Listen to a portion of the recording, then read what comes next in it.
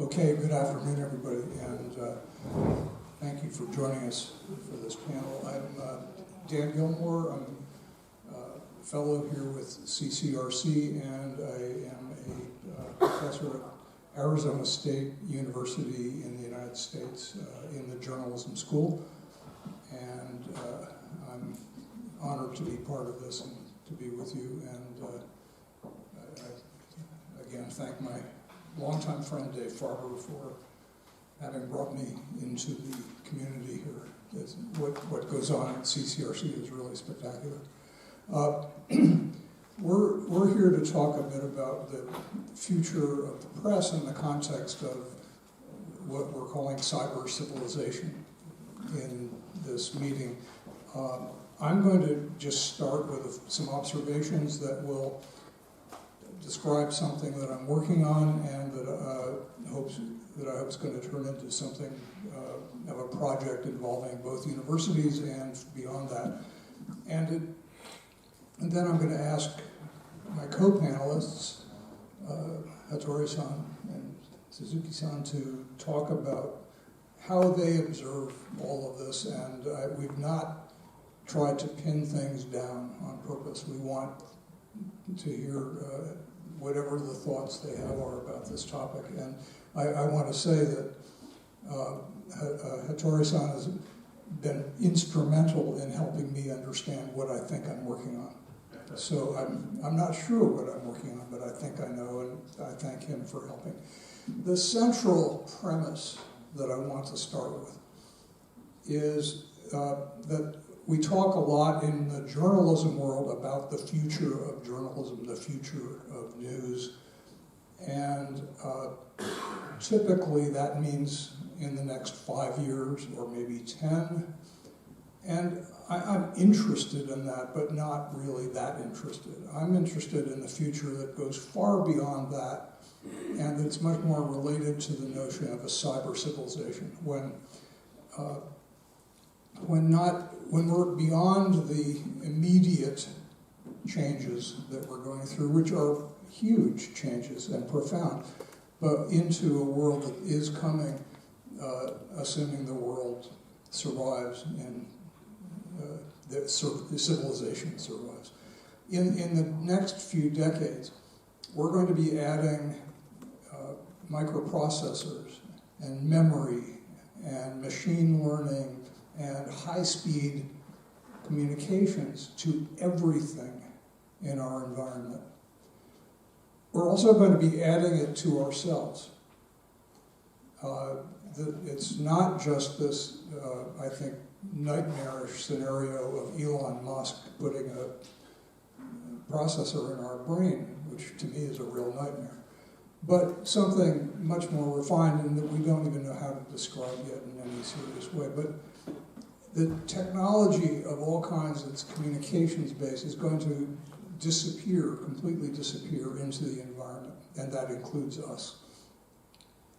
So we have to imagine a time when the physical and technological limits that we have today in media creation and media consumption have disappeared, that there are no limits, essentially. And the questions that we ask, I'm using this time to ask questions. It's what I'm trying to investigate over the next year or two, is really answers to these questions and hopefully to prototype it. The large question in that environment for me is what is news? What does news mean? That's a subset of the larger question of what is media, but that's too big a topic for me to try. I want to narrow it down to what the news is. What's it going to be? How are we going to get it? How are we going to create it? As has been pointed out to me, the text as the primary medium that we get information from is changing rapidly into something broader than just text, and maybe text isn't going to be the way we do it in the future. What happens when we can engage all of our senses in the media consumption part of this? From hearing to touch to smell, to audio, video, etc. Not just reading text, but absorbing something.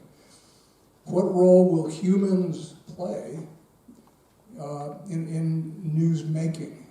And by that I mean participants in events where they can be both participating and observing, being witness.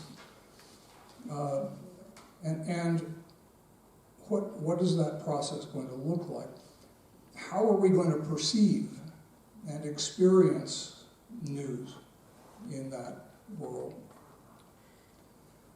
Answering those questions leads to other questions that are maybe more practical in a sense, but what financial structure or structures will support all of these capabilities? Will we have something that supports that? What's going to happen there? What political structure will exist to either make those more possible or to prevent them from happening or inhibit most people from using them? What will misinformation? And I say that as opposed to trustworthy information. What will that look like? How will it be done? And how will we respond? And sort of a basic question here is, how will power, political and economic, react to this world that we're going into? What legal restrictions will be imposed? What will the enforcement look like? And we're starting to hear questions. We always hear questions in any new technology about those, and in generative AI, we're hearing those questions, as you just heard from Joey and others. So I'm hoping in the next year or so to start answering some of those questions as best I can, and to prototype some of the things that we might imagine those answers could lead to. One more thing I'll say before I turn it over to my co-panelists here is that we do have some ideas of how it may look, and for those I have turned to science fiction. The people who write science fiction are often wrong, sometimes right, always forcing us to get into those questions. And I would point to, as an example, someone whose work I quoted 20 years ago in a book, and that's Neil Stephenson, who in Snow Crash, he envisioned people who walked around with very small cameras, basically. He wasn't even then thinking quite about what about when the cameras are in our eyeballs. But science fiction has given us some interesting ideas, and one of the things I hope to do with colleagues is to find out what science fiction thinks is going to happen and to answer those questions, and then get some science fiction writers to create some stories where they take it further and imagine it further. So anyway, this is a project that's very, something I've been thinking about quite a long time, and I'm looking forward to doing. And anyone in this room who has any ideas on how to make this work better, I certainly will be listening to anybody who wants to participate. And with that, I want to ask my colleagues to either ignore what I said and say what they want to say, or bounce off of what I said, and, but to think about the future of news in your own way and what you think we may be heading into. I'll start with Suzuki-san.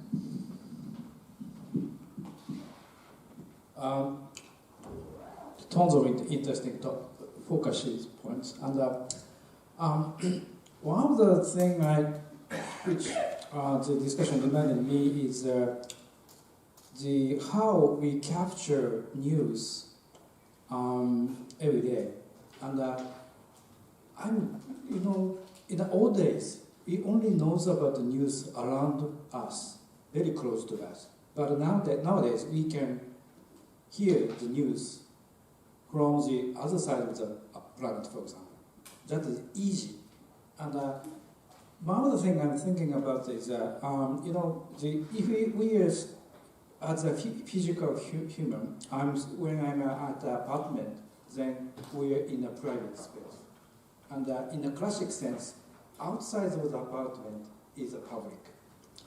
But the internet's global space seems to me very different from that point of view, because you can hear anything around the world at any time in a very precise and also in a dense amount of information. And the media is transformed in a way that density and it is,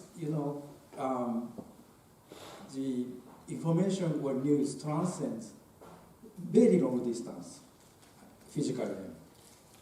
So from that point of view, I think I'm here listening to the very small news around Japan every day.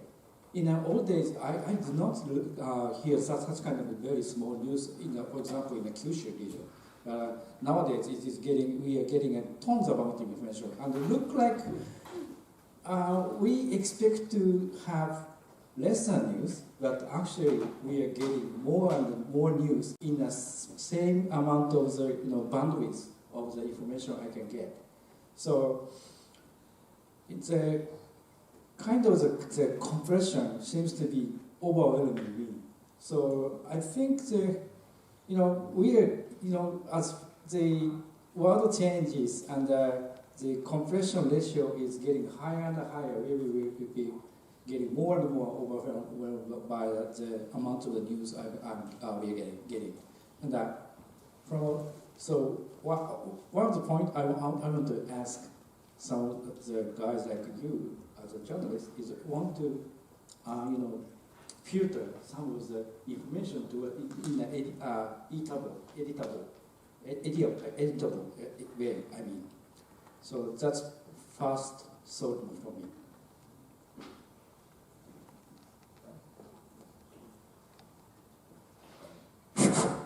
Hello. My name is Hattori. I have been working for big mass media, the newspaper, and I graduated already, and just wondering what would happen to the media in general. But my old colleagues are always wondering whether they can survive by selling paper or digital or whatsoever. And I have personally no idea what would happen. So the recent idea is that best idea would be to ask Dr. ChatGPT to ask. And here there are very quick answers like personal news, multimedia, mobile first, subscription, or AI, or whatever.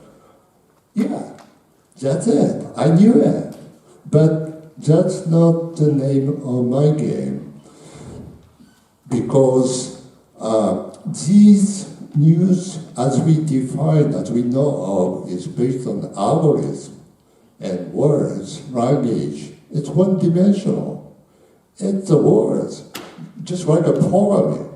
And everybody can do it, but the computer can do that much faster than we do. But news, as we know of, is one thing, one conclusion at once.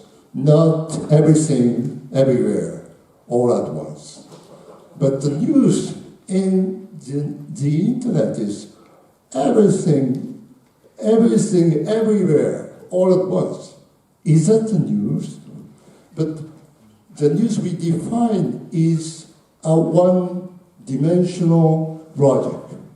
To talk about the logic. One person is before or after that.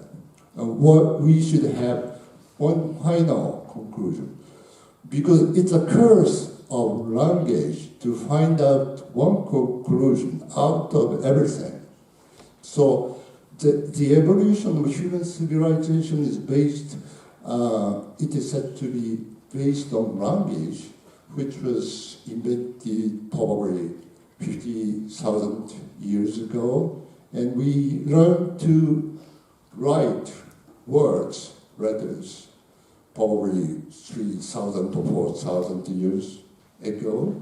But now that we are using these words and letters to print papers and make books and write algorithms to run over electronic media. Just anyway, language, anyhow. But as you know, this session talks about future of press, but you are talking about print press, as we know, but press is printing machine based on language. And what we are talking about is not the printed news. News is everywhere because, as you may know, Japanese word shimbun, newspaper, stands for write new here, not new read. News basically had, in Chinese, shimbun, new here means news. And basically, the basic instinct of human interest is reached by hearing, no reading. Not everybody reading the news at once. One person at once. But hearing is everybody, everywhere, all at once. So all animals, all pre-civilization, all living instinct is covered by hearing. What's new everywhere is hearing. So I'm just wondering, what will be the next steps to this game? It will be something like a more personalization, more multimedia, more digital or AI, whatever. But it's still the same game. It's in terms of quantity, it's much better, for sure, but not in quality. But as I talked about, news is something like not the logic itself, but something to know what's new, necessary for your survival, for your decision, or whatever. It's just not limited to words or languages. And it's something like a hearing, touching, and feeling, and so forth. So we have to get into the era when we should do it beyond these algorithm-based first text processing and something like a two-dimensional, like a feeling, or because social media, internet, all these activities cannot be calculated in a real time. And it's too much to compute. But we feel whether this conversation will be good or bad. But probably quantum computing may be something like the beyond step, which can tell you all the solutions all at once. And you can find one of these. But nowadays, as in the internet, as Joy pointed out, there's no unique one truth. One person's truth is bad for the other.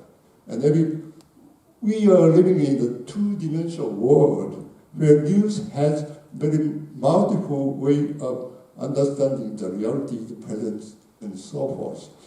What will be the next step of news itself? So we have to come back to the basis, origin of news. Why news? News should be necessary. And what is the best way to deal with it? Because our current news structure is based on modern society, industrial society, that somebody should find out the final answer by all these data. Just one. To decide one nation state has to find out the final answer just for one nation, not everybody. So that will be the next, probably the name of the game, I think. Is that okay for you?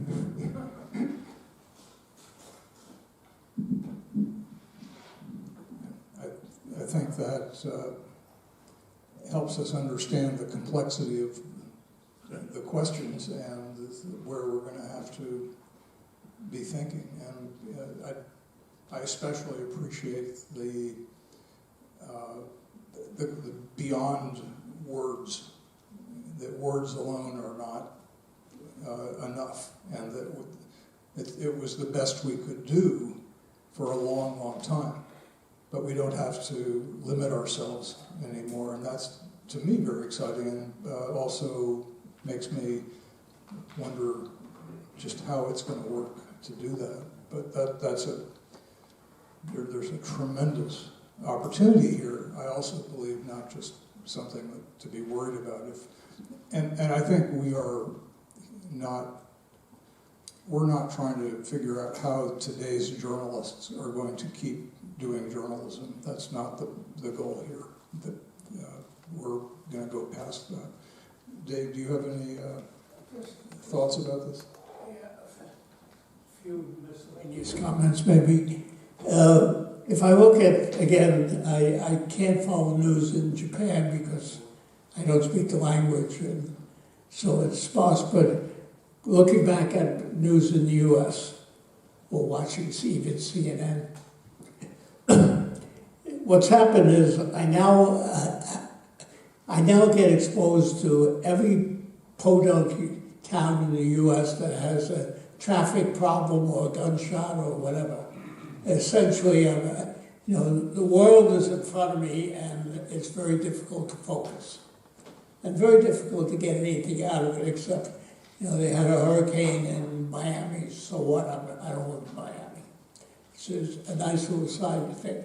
I'm torn back to a book I read as a high school student. It was a socialistic 1930-some-odd book, written by a fairly famous socialist who was laying out a socialist economy from the 1930s perspective. The thing that struck me in there was how they treated news. And the notion here is that every person had, the state provided, very communistic in some sense, provided money to support it. You got money in return for tasks you performed for the state. But in there was a small amount of money over and above what you needed. And you could contribute that to an editor who wrote newspapers for you. And so the editor was more than usually dependent on his customers to do things. And then I reflected back to what I missed, and I'll stop in a minute, what I missed when I lived in a small town in Pennsylvania, and that's local news. And it seems to me that in the old days we used to have small newspapers that were in towns, right? But that vanished. And it seems to me we could go back to an interesting vehicle for one part of our news where local people produce newspapers, virtual newspapers, in return for subscriptions, and provided jobs for people who do real journalism. And if you didn't like what that person did and there was competition, fine. You could take your choice. But it's a different model. It says that news is local, and yes, you need the New York Times, etc., but that's a different business. On the second point you were discussing there about local news, I'm in a minority of people who think that is getting better. Okay. Because we need a lot of work to be done, but I think that the ability of people to form groups online is potentially solving a lot of the local news issues. And as an example, we live in the U.S. Where we live, we split our time between here and in Japan and the U.S. And the small town where we live has a Facebook group that has more actual news in it than any time in the past any newspaper ever provided for our community. So I think part of the question, and it includes videos and audios and text. But it's again, it's an early version of what we may see coming. What's missing from it is context provided by someone who really knows what's going on. Yes. And also the kind of context where we can place these individual facts that people post, assuming that they're correct, which is not always true, but to place things in the overall world of our little town.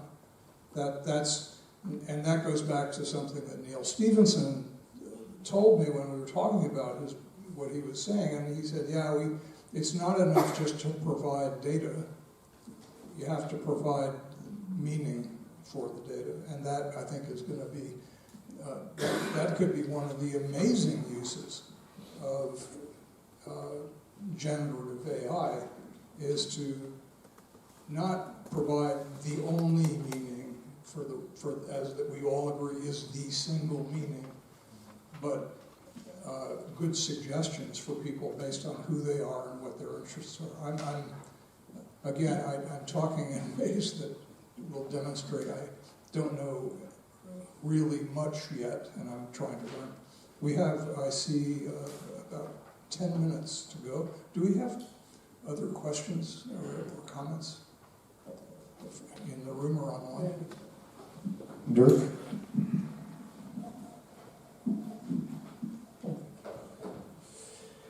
Yeah, hello, I'm Dirk Kutschner with HKUST. So I think it's a very interesting discussion, and I was a little bit surprised about the, say, optimistic outlook that the panel largely shared about the future of news. And so I think many of us can relate to this. Like, if you live in different countries, you get a different perspective on how the news works in your home country, for example. And now in this time of war, we get a very good perception of what Chomsky called manufacturing consent. So I see this a lot in Germany, for example. How the situation in Ukraine, Russia was reported 2 years ago, how it's reported now, how CNN reported about Ukraine in 2014 compared to now. So and I was a little bit. There's not a shortage of headlines these days, but you could say there's a probably quite narrow perspective on things that are reported and can be reported depending on your country or your say political system you're in.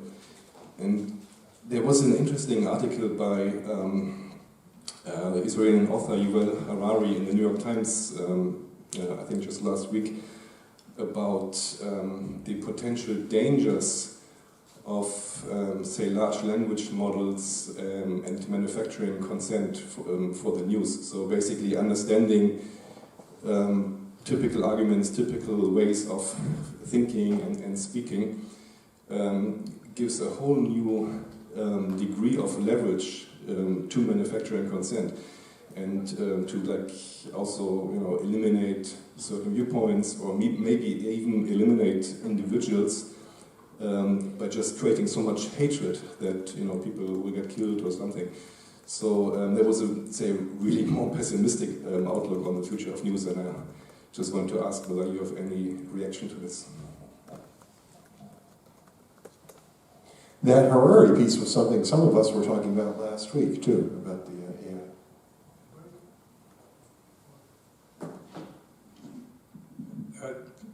Those are very good comments, and I would amplify them and just say that I worry about AI, but I also don't want to panic about AI, and we in the media go into panic mode very quickly over new things. I think it would be wise to not do that this time, even though there are some very alarming pieces of it.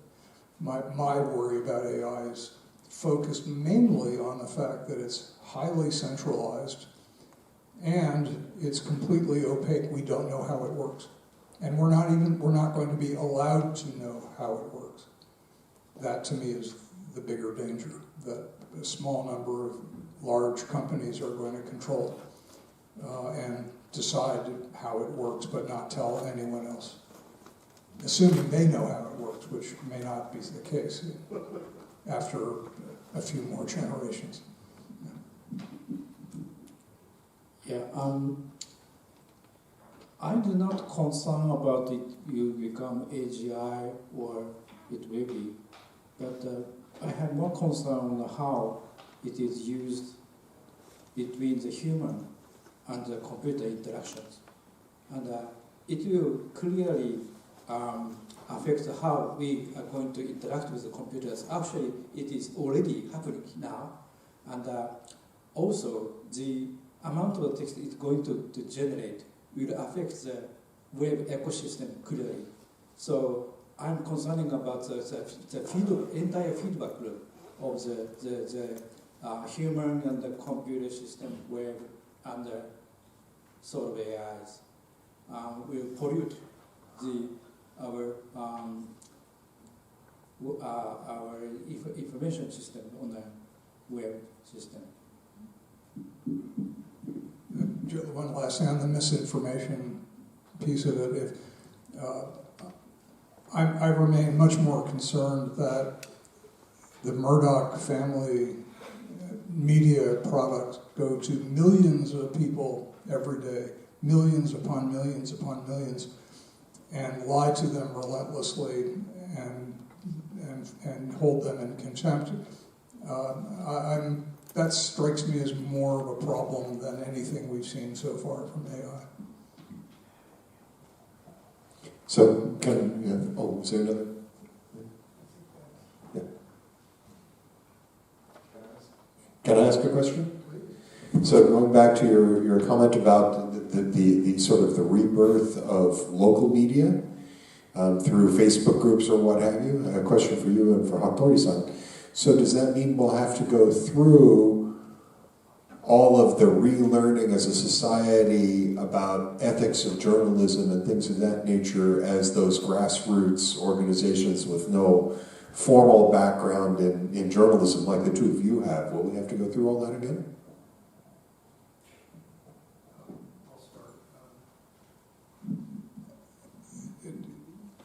Yes, to some degree, but not. I don't. No one wants to be. No one in the community wants to be, or put it this way, almost no one in the community wants to be called a journalist. That's not something any normal person would be self-describing as. But knowing principles of creating information and sharing information with integrity, that might be an analog for journalism 101 in a school. Yeah, we do need to help people understand that and to do that, because this is not about consumption, this is also about creation. We're all going to be creating the news that our community knows about. And so we better think about doing it with integrity, if possible.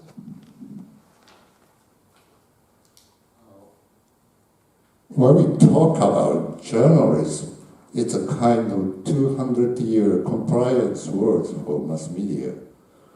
Where is the truth? Where is the real journalism? Everybody could be some agent of knowing and allowing people know the truth and news.